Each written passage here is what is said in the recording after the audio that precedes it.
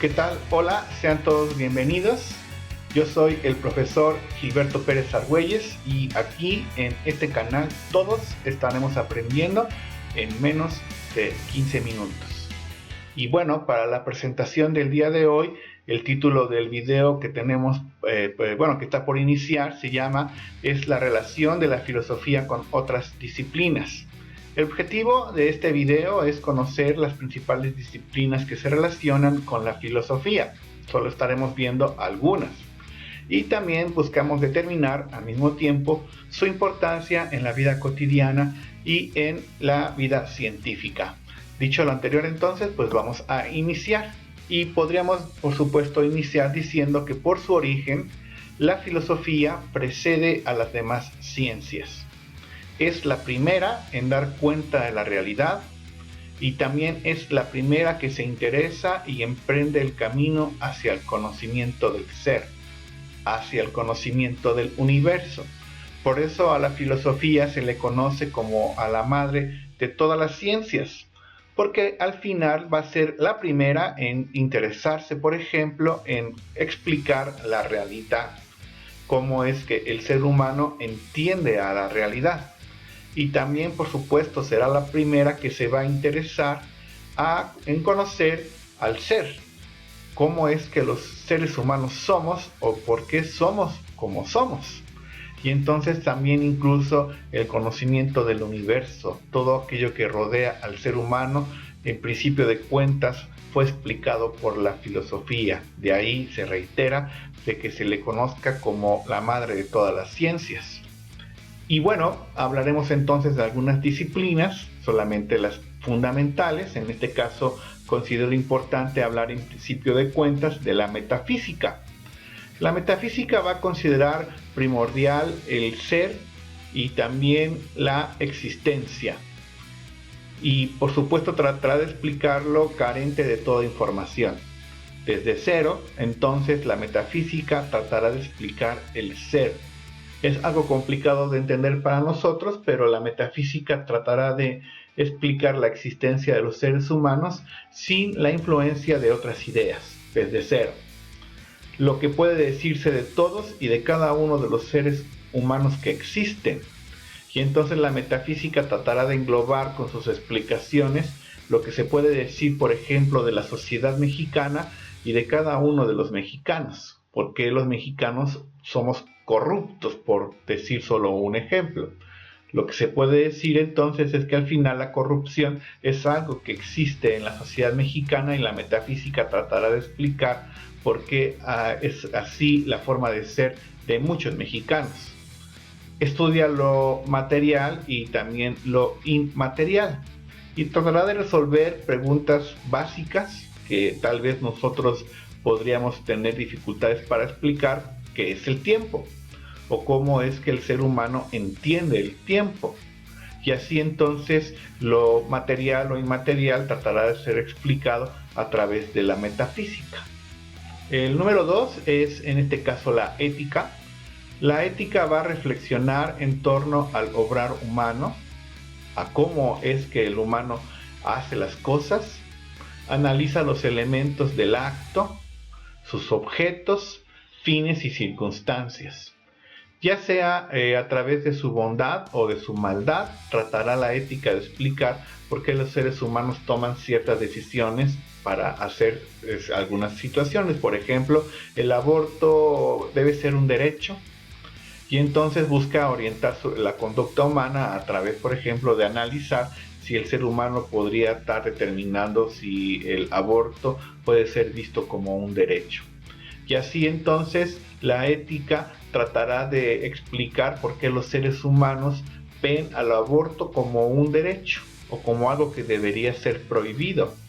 Y entonces tratará de buscar cuáles son los objetos o objetivos, fines y circunstancias de que una persona o una sociedad cualquiera vea al aborto como algo que puede ser ya visto incluso como un derecho. Tenemos el ejemplo actual del caso de Argentina, en Buenos Aires, por ejemplo, de que se ha convertido ya en algo legal. ¿Qué le pasó a esa sociedad?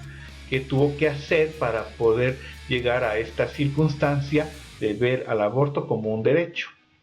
El número 3, la estética, pues va a reflexionar sobre las formas de expresión desde las categorías de armonía y belleza.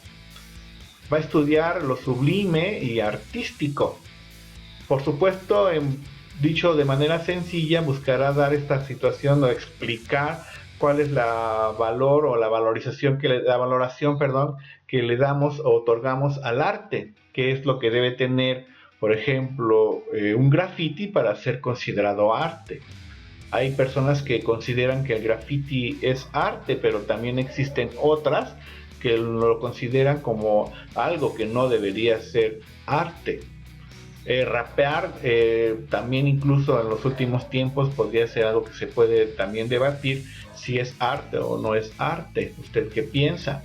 La estética lo que trata de explicar es cómo nosotros, cómo las sociedades comienzan a darle valor, por ejemplo, a el graffiti y así considerarlo como algo artístico. ¿Qué fue lo que hizo pensar o qué fue lo que sucedió en esa sociedad para que las personas comiencen incluso a discutir si es arte o no es arte, ¿no? Sobre todo lo va a hacer a través del análisis de categorías relacionadas a la belleza. ¿Qué es lo bello para una persona o qué es lo bello para una sociedad? Note cómo ha cambiado el concepto de belleza con el paso del tiempo. Las sociedades van modificándose y entonces la estética tratará de explicar esos cambios. La epistemología es la número 4. Esta disciplina filosófica observa a todas las ciencias y tratará de explicar sus objetivos, ¿no? O sus objetos de estudio, y también tratará de analizar sus métodos para lograr el conocimiento. Y así entonces busca tener esa conciencia de cómo se aprende y la forma en seguir aprendiendo. Y así la epistemología tratará de explicar o tratará de hacer consciente a los seres humanos cómo es que nosotros aprendemos. Algunas personas aprenden a través del oído, siempre estarán buscando escuchar la instrucción, la información.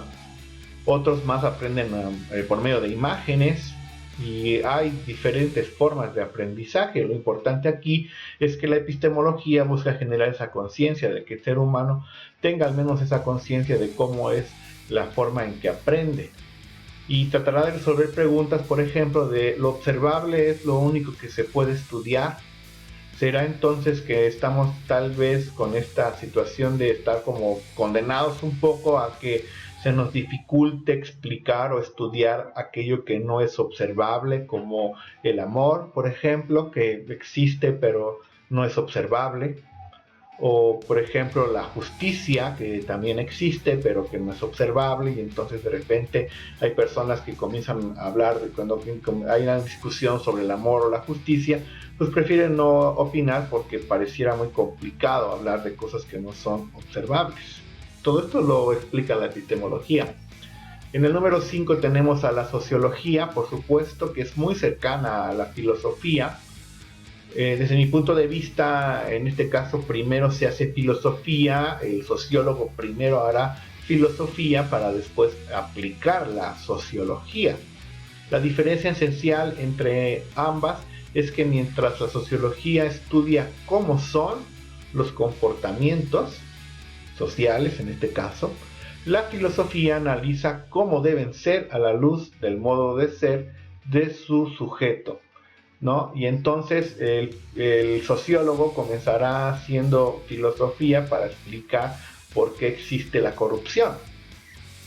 El filósofo sabe que al final existe esta situación por el modo de ser de los mexicanos, este modo de ser muy práctico y que tratamos de resolver las situaciones de manera muy inmediata, sin intermediarios. Si el policía me detiene, te doy dinero a ti en lugar de dárselo al gobierno. Y entonces esa es una forma de ser del mexicano, y entonces así es desde la luz primaria del modo de ser del mexicano, ¿no? Muy práctico y tal vez incluso pues no pensando en todos los problemas que genera la corrupción. El sociólogo tratará ya de explicar a través de la ciencia y comprobando que realmente existe la corrupción, haciendo estadísticas o algunas gráficas, por poner un ejemplo. También podríamos hablar de la historia, por supuesto, que es otra disciplina muy cercana a la filosofía.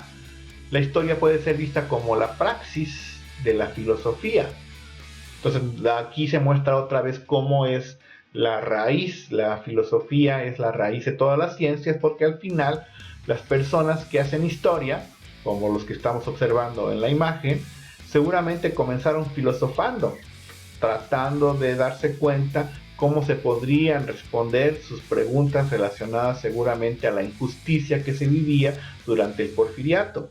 Y entonces son las acciones de los seres humanos para hacerse de la verdad que cree responder alguna de esas interrogantes.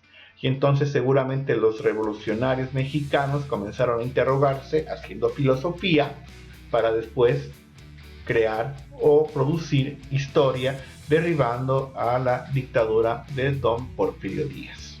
Y bueno, al final entonces debe quedar claro y dicho en pocas palabras que todo el conocimiento que aprendemos una vez comenzó como filosofía, y es decir, la filosofía es la madre de todos los saberes racionales, en especial de la ciencia. Por eso yo digo que la filosofía es la mamá de los pollitos, porque al final pues va a ser en este caso la raíz de todo conocimiento, sobre todo científico. Comenzamos siempre filosofando y terminamos haciendo ciencia. Y bueno, con esto le damos fin a la presentación. Muchísimas gracias por su atención. Recuerden suscribirse a este canal para que estén ustedes enterados de los videos que estaremos subiendo en las siguientes semanas. Me despido. Recuerden, mi nombre soy el profesor Gilberto Pérez Argüelles, y aquí en este canal seguimos aprendiendo en menos de 15 minutos. Hasta la próxima. Chao.